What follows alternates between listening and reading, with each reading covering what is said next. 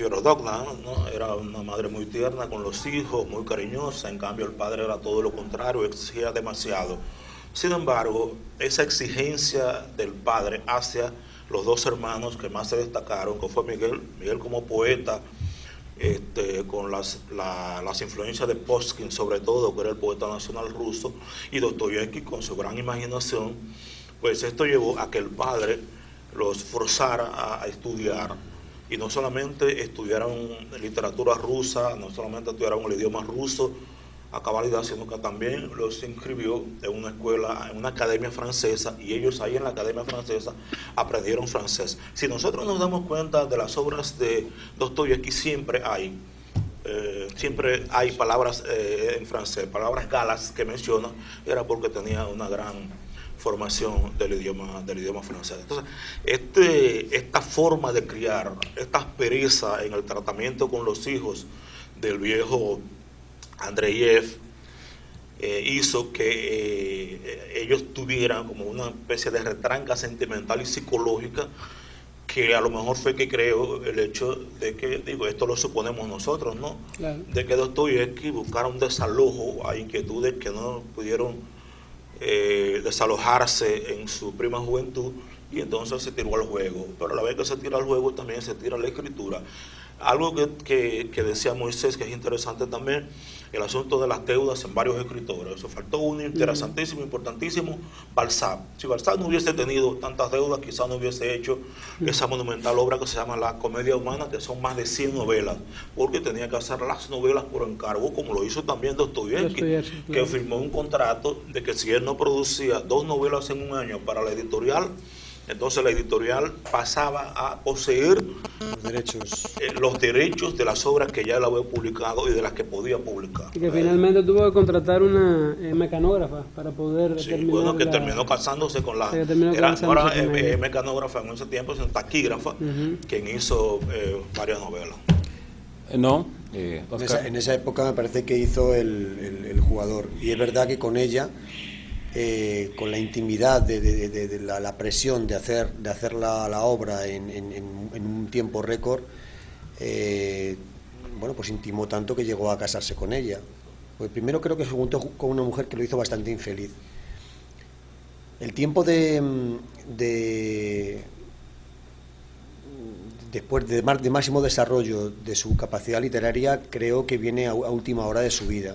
Pero en su juventud, estábamos hablando antes, de que se había empezado a juntar con algunos grupos de socialistas franceses. Lo que decíamos antes de Francia o del francés, el francés estaba de moda, no nos vamos a olvidar que no hacía tanto tiempo que Napoleón había conquistado toda Europa, y es verdad que aunque al final había perdido ante Rusia, pero mucha influencia, los códigos de derecho y el mismo idioma, la verdad es que tenía mucha fuerza en toda la sociedad. Parece que, recordemos que en el siglo XIX también, tras el boom de la revolución industrial del siglo XVIII, para mejorar la calidad de vida de la gente que había pasado del campo a las ciudades industriales alrededor de las fábricas, para mejorar esa calidad ínfima de vida que tenían los obreros, bueno, pues Carlos Marx y Friedrich Engels habían organizado la doctrina marxista, la doctrina comunista. Entonces, muy al principio, la gente más progresista coqueteaba con la idea socialista. La idea socialista, los franceses, por ejemplo, estaban con eso, y a Dostoyevsky le atrajo mucho, y estuvo de hecho en varias reuniones con ellos, y eso era en un tiempo en el que se había recrudecido mucho el gobierno zarista, y había mucha persecución para cualquier aspecto liberal que pudiera hacer tambalear las bases dictatoriales zaristas, y eso a él le costó muy caro, le costó al principio los cogieron y sentenciaron pena de muerte. Incluso creo que estuvieron en el mismo paredón, pero muy a última hora se conmutó la pena de muerte por varios años de exilio. El exilio en esa época era en Siberia. Sí. que hablaban de esos recintos sucísimos, con un frío terrible, porque una cárcel en países tropicales, bueno, pues mucho calor, sí, mucho sudor y mucha porquería igual. Casa de los muertos. Sí, pero exactamente. Pero narran que con ese frío tan atroz, esa miseria, o sea, era las condiciones infrahumanas, sí, realmente. y trabajos forzados. Yo no sé si fueron 4 o 5 años los que Duró estuvo 4. pero No luego como además 5, de pero eso, duró 4. la segunda parte de la pena me parece que tenía que pagarlo como guardia en la milicia, en la milicia zarista, la milicia rusa, y me parece que estaban en Kazajistán, en unas repúblicas bastante poco conocidas para el mundo occidental, lejísimos, y con un frío también y unas condiciones de vida duras. Parece que eso a él le afectó psicológicamente, le afectó también físicamente los ataques epilépticos, aunque el primero creo que le dio ya con 9 años, pero se incrementaron, la salud se le incrementó y se le agrió un poco el carácter.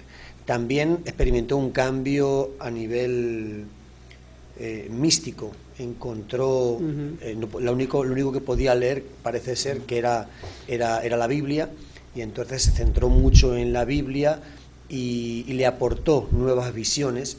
Y a partir de él, cuando llegó su visión ya católica, le ofrecía otros prismas para la literatura. Sí, algo que lo ayudó mucho a Dostoyevsky, a pesar de que se dice que el padre era muy severo, pero le ayudó bastante. El padre por las noches le enseñaba latín a él y a su hermano, a pesar de que eran 7 hermanos. Él se centró en los dos mayores, que Mijail y en Fiodor, y con esto es que hace el mayor trabajo. Cuando la madre muere en el 1834, Dostoyevsky apenas tenía unos 14 años, porque él nace en el 13 años, nace en 1821, pero a los 17 ya pierde al padre. Hay 2 versiones sobre la muerte del padre. Unos dicen que como él tenía un carácter tan violento, los mujik o mujik, que eran los campesinos, servidores, un día lo emborracharon con vodka a un nivel tal que le provocaron la muerte. Se dice que esa versión la propagó un señor que le interesaba comprar la propiedad a un precio bajo. Otros dicen que él murió de un ataque, sencillamente murió de muerte natural, pero la versión que se ha propagado es la de que los mujik, sus servidores, le amarraron y lo obligaron a beber vodka, sí, hasta ahogarse. Sí, hasta que lo ahogaron. Esa es una de las versiones. Dostoyevsky nunca se perdonó la muerte del padre, porque en un sentido él llegó a desear muchas veces la muerte del padre. Y recuerden, el padre muere en 1837. Dostoyevsky va a la cárcel un tiempo después, en el 1849, 1850. En el 50 es que él va a la cárcel.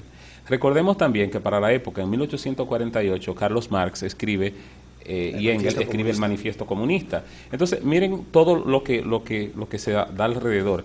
Recuerden el 18 Brumario de Napoleón Bonaparte también, por 1840 y algo. Entonces, todos estos elementos hacen temer al zar de que haya una rebelión intelectual en su país.